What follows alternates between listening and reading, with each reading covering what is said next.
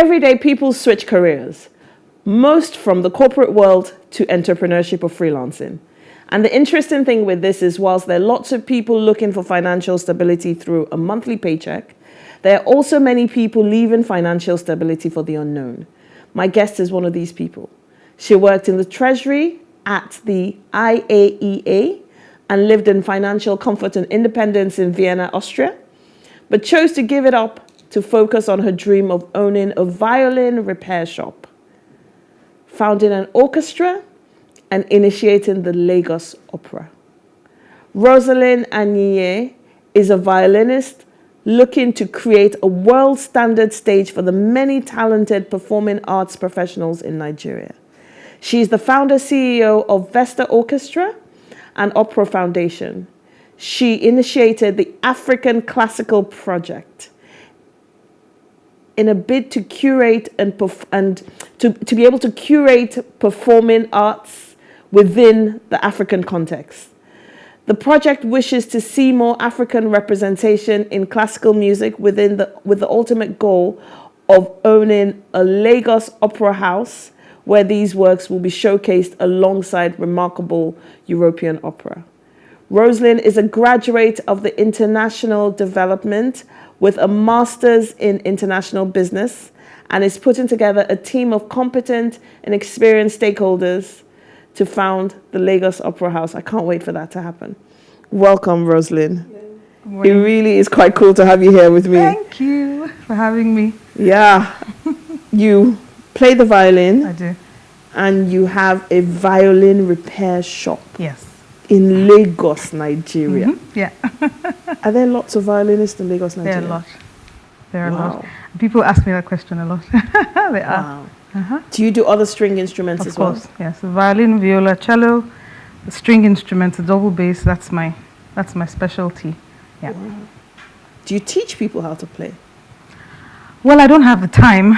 I used to at the beginning, but now I don't have the time because there's all manner of moving parts I have to attend to. But yeah. Wow. So why did you decide to change careers? Actually, the plan was always to do this. Okay. Just not in this form. I didn't know yet it was in this form. Okay. And going to work in the corporate world was a way to build up my savings, gather experience, work under people, learn from people who are more intelligent than I am. And I was at the hub of a lot of intelligent people. I'm very grateful for the experience. And when the time came, I had to move on. Wow. You know, you said some very key things already. You did, so essentially you had a plan. Yeah.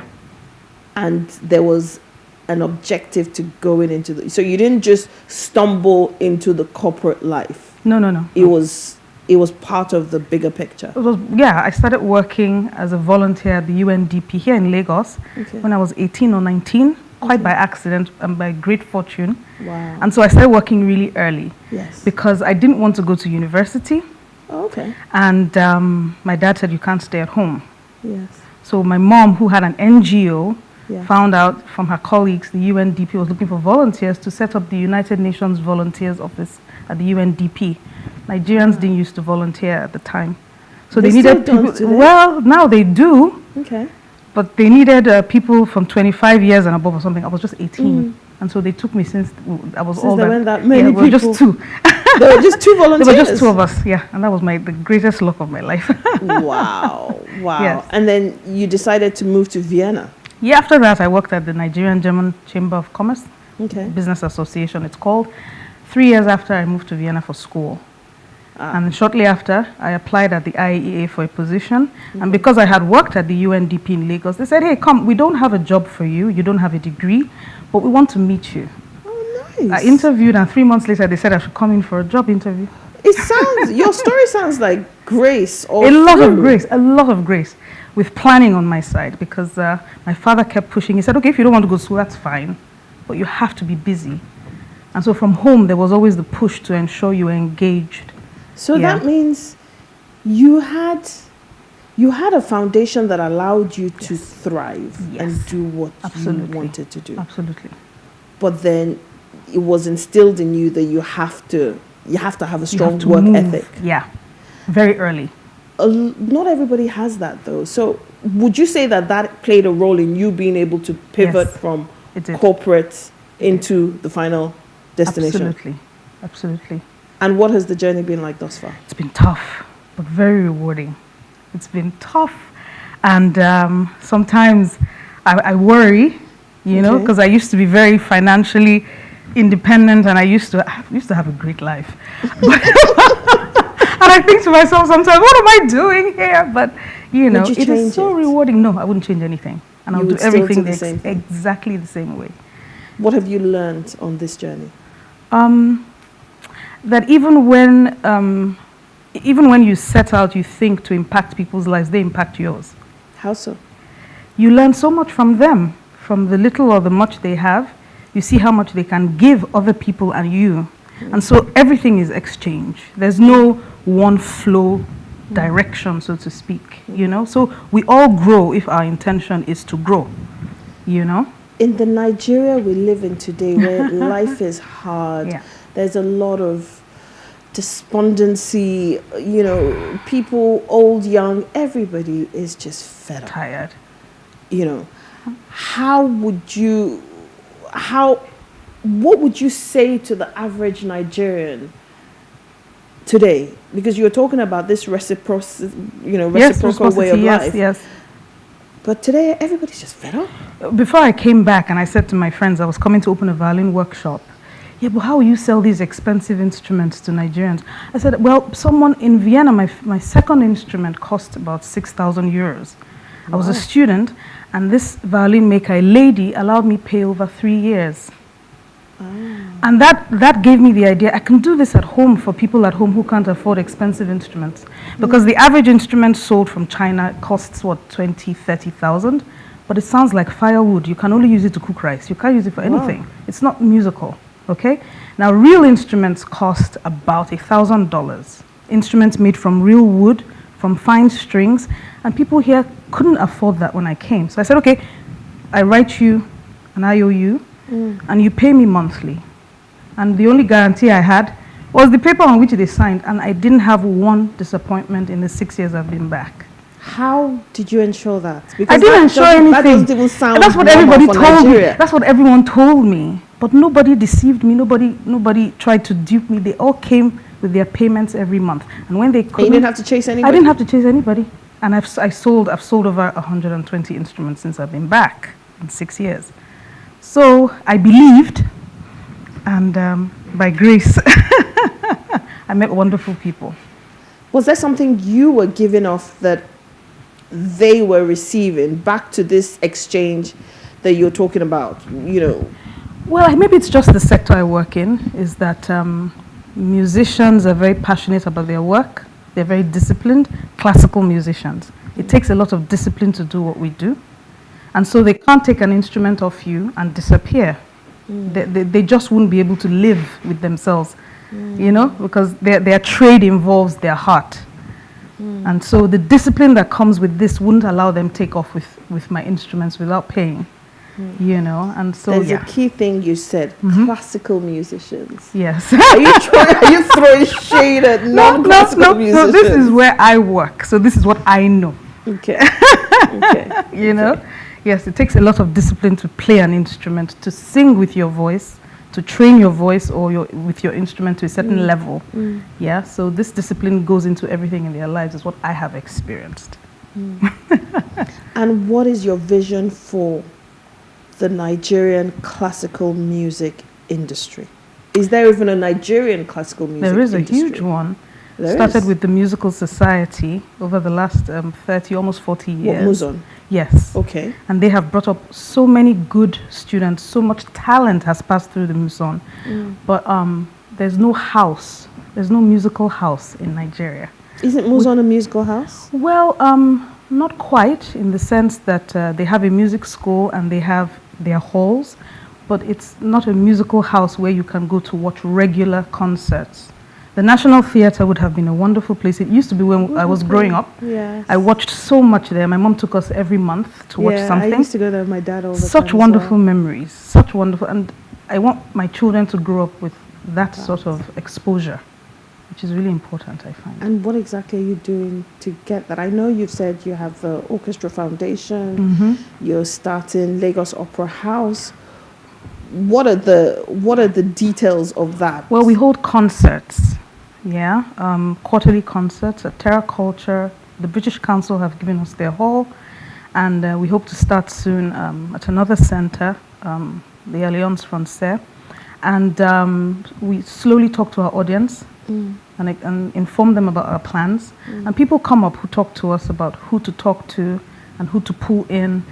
And slowly, we will pull the people we need on board to let, policy, for instance, for the financial angle, for instance, which is the biggest part, we need policy change that says, to corporates in Nigeria who earn beyond this amount, above this amount yearly, from your profit, you give what?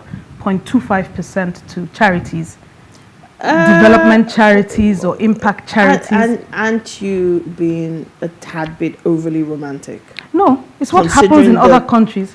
In other countries that have running water, have electricity, that have everything functioning. As soon as it is clear how important this is, it'll happen. We've gotten approval. But why should it be that important now when people are looking for money to survive? Because after surviving, what do you do? That's where we are now as a country. But we haven't survived yet. Yeah, but after that, because we keep talking hunger and malaria and hunger and malaria. But what does the human being do after eating? What do we do? This is the thing. We must begin to think of life as human beings. As we do. We travel out to enjoy what other people have put together as culture. Fair enough. We do that. Fair enough. But those are for the elite few. No, it's not. This is what we now have to start thinking of ourselves as regular people. It's not just rich people who deserve to live, but the average man deserves that. And we got approval this year from the Lagos State government to start music classes in public schools. Oh. So they said, start with... We've always had music classes, no? No, they don't have music classes. Every single school we went to, of the 10 schools we were given in Osborn, Ikoyi, all of the principals were so excited. And they said... No, but you just said Osborn, Ikoyi, which is, for those who don't know, an affluent part of Lagos. But the children are not from affluent families. It's a public school. They live in Obalende. They live beyond Obalende. They walk to school. It's a public school. And they don't have music? No, they don't. And then when we started and that runs well, we start to move to other local governments slowly. But we need sponsorship for that. And the principals we met all said, listen, we say this, you can't teach children without music. Yes, they know this, the educators, because music activates all of the psychomotor skills for mathematics and for engineering. Half of our orchestra are engineers. And most of them graduated in the last 2-3 years from Unilag and other universities, first class. The engineers, the guys who play all of these instruments, because that's what music does for you. It sorts out logic. And so it's not for the rich. And it's not for the affluent, it's for human beings. Yes. I just learned. Wow. So what would you say to, first, the younger people who are trying to make their way in the world, and trying to figure themselves out, and to the parents of these young people? Nigeria is tough. And unfortunately, we don't have a lot of mentors. That's the truth. We don't have a lot of people to look up to. We need young people need heroes. That's the reality. They do need heroes. So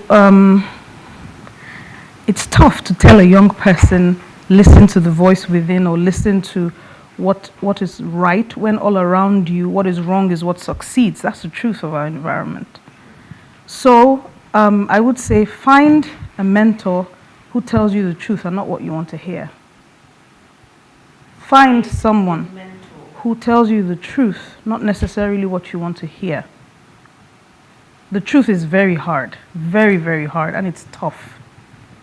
A couple of young people I'm talking to who want to go abroad to school, there's no magic to it, I tell them. It will take you 3-4 years to get the admission you want, to have things in place. There's no magic. You're not going to get there in a month or in 10 months. It's going to be tough. But in this world where social media tells you you can blow overnight. Exactly. What you're saying is contradictory. It is. Because after you've blown overnight, what happens to the people who blew overnight? 1 out of what? 100 stay on a steady trajectory upwards. So what if they don't have... Yeah. It's tough, I know. But like I said, you have to find people, mentors, who will tell you the truth. What if you... I find that with mentorship, you have to have a certain mindset to even be open to mentorship. Yes. And a lot of it starts from your home. It does. So what if they don't even have... Yes, what if they don't even have parents who are training them to be able to say, okay, yes. There's something about hunger for success and to excel. It will attract the right people to you. You will find them on your path. If your parents are, if they're not supportive, or if they're not up to date, as young people like to say, you will come across those people, and it's important you listen to them. They won't always say what you want to hear. But you have to first be hungry. You have to be very hungry. And when I say hungry, I don't mean to blow.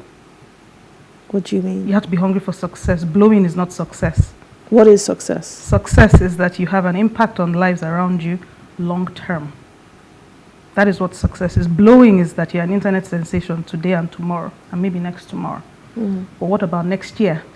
And what about 5-10 years' time? Are you still going to be a success? Are you going to keep blowing? It doesn't happen. And where do the parents come into this? Support. How? When I was applying for school, my dad didn't understand a lot of the time what my decision-making pattern was. He really didn't. And he just thought, she's just running around the place. But every time I came to him with papers, he's like, okay, may the Lord grant it. And when it was time to do what needed to be done, how much do you need? Okay, this is what we can do. I'll drive you here. I'll take you there. He just supported me because he trusted in the child he had brought up.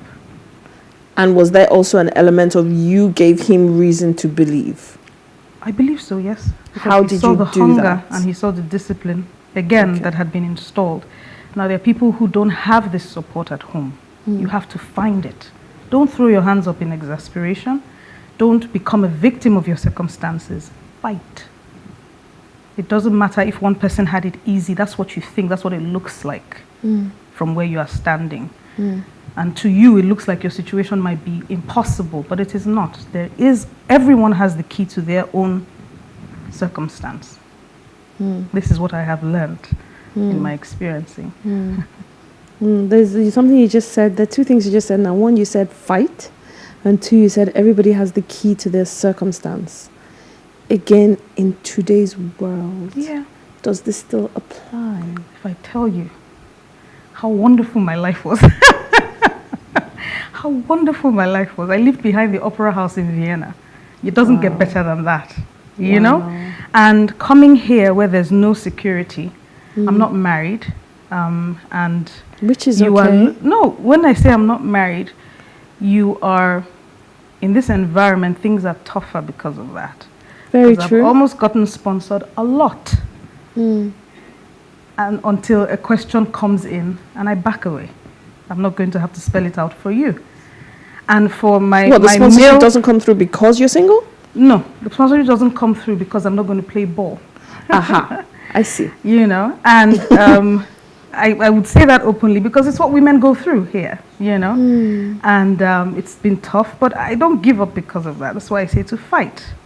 And the musicians who work with me, I explain to them what's going on, and they say, we keep fighting together and we will break through. Because it's necessary to have such a monument where you have culture on full display. And the government would understand that culture is actually a gold mine. Other countries use it to earn resources, to earn financial resource. And Nigeria should as well, because we have amazing talent here. No matter how you look at it, from Afro beats to Afro fusion to classical and high life, all of these musical genres.